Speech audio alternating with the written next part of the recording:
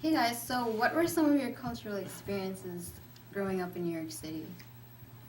Well, I moved around a lot in my life. So I was born in India.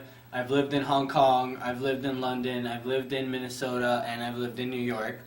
And I can compare the communities, the cultures of the four places that I named, and you'll find culture from each of those communities in particular regions of New York City alone.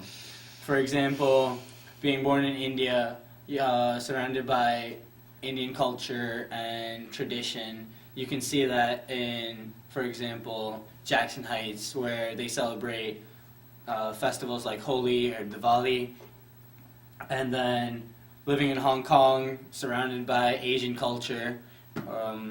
So you can find that in Chinatown or Flushing near Main Street. Then moving to London, which is very similar to New York City, just on a smaller scale, which could be compared to being in Midtown or downtown Manhattan. And then living in Minnesota, which was a purely suburb region with a lot of residential housing, would probably be comparable to the Upper East Side with a lot of families, good schooling, and just stuff like that. And so my experiences of living around the world have definitely introduced me to different communities, but I feel like New York City has done that alone as well by being so diverse and culturally rich as a city on its own. And how about you? Well, that's really interesting. I wish I had diverse background like that, but I was born and raised in America, and my parents are Bengali. I'm Bengali American. They've immigrated here, so my brother was born in Bangladesh, though. But I consider myself culturally, I consider myself pretty Bengali, I guess. It would have to be 50-50. But yeah, I'd have to say my most favorite cultural experience would have to be going to Bangladesh, where I've gone the past summer. And it's so different there. Like, I thought I knew everything about Bengali culture, but going there, it just opened up my eyes. And the first thing I have to say about over there is the food, because it's very organic and there's like no chemicals added to it, so it just tasted so much more different than I would eat at home. And I remember going to, one of the taboos there for an American is the street food, because you get sick like as soon as you had some. But I decided to take a risk, and I couldn't miss out on such a big experience, so I had some street food. I had it twice actually, and I was actually healthy. I was pretty fine, thank God. But I can't say that for the last time I went there, which is when I was smaller. I had some food, or I drank some water, and I was sick the whole 2 months I was there. But this time, thankfully, I didn't get sick.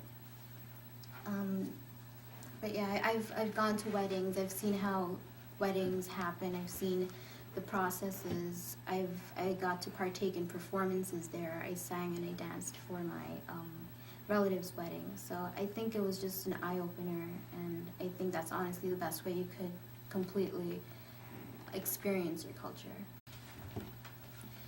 So what about you, Saif? Well, I have to agree with you when it comes to being identified 50% Bengali and 50% American, because I feel like both parts of the culture are equally ingrained in me. The only difference, I would say, is the fact that I feel the Bengali part of the culture is more wholesome to me than the New York American part, because, well, for example, Bengali culture emphasizes family and fun with your family more. For example, my family and I are avid wrestling fans, and I feel like growing up I wrestled with my family members and my cousins so much that it's like a huge part of me now. Like, I can't go anywhere without saying John Cena lines, and it's very important to me, that's what I'm trying to say.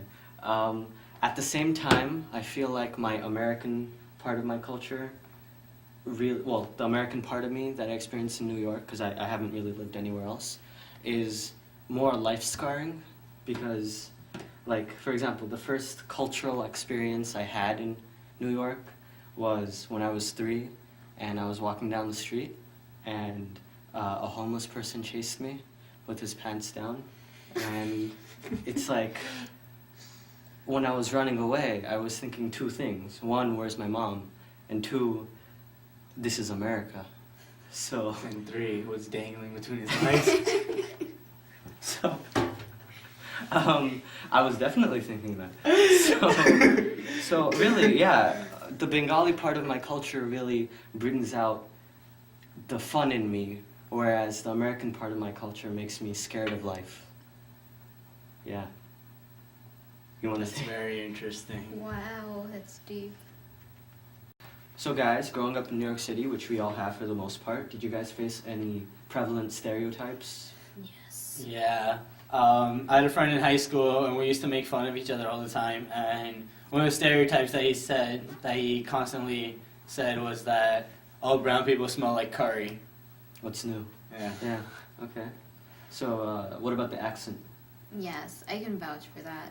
Every single time I'm with maybe a group of new people or something, they'd be like, oh, so hey, do the Indian accent. And I'm just like, is that supposed to be a thing? Do brown people always do Indian accents? Like, people think it's just secondhand nature Yeah. to do the brown accent. But I don't mind doing it. I mean, it's fun. So, So another major stereotype that we face is probably relating to terrorism, how brown people are terrorists. For example, when I was on crew team for high school, my fellow rowers one day, like right before a race, were like, you should carry your bag by your feet, and whenever another boat gets close to us, just pick it up and scream "ah la la la la" while looking at them. And so I guess that's just like one funny stereotype that we face, but it's pretty prevalent. what? We don't use real guns. We play with fake guns. Nerf guns. Oh, you shoot the camera! Shoot the camera, shoot I'm it, trying, it's not working. Oh. shoot it. Go. Oh my Damn god! it! Okay. You can't even see that, it's too fast. We'll slow. Oh my god.